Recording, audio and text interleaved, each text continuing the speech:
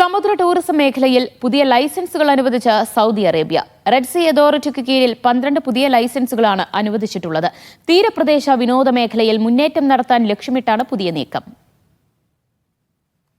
Red Sea അതോറിറ്റിക്ക് കീഴിൽ തീരദേശ വിനോദസഞ്ചാര മേഖലയുടെ വികസനം ലക്ഷ്യമിട്ടാണ് പുതിയ 12 ലൈസൻസുകൾ അനുവദിച്ചത്. വിനോദസഞ്ചാര ലൈസൻസ്, ടൂറിസം മറീനകളുടെ നിർമ്മാണം, ക്രൂയിസ് കപ്പൽ ഓപ്പറേറ്റർമാർക്കുള്ള ലൈസൻസുകൾ എന്നിവയാണ്.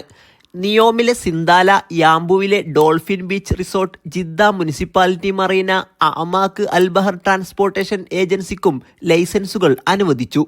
റെഡ് സീ ക്രൂയിസ് ഷിപ്പ് കമ്പനിയായ സൗദി ക്രൂയിസിനും ലൈസൻസുകൾ നൽകി.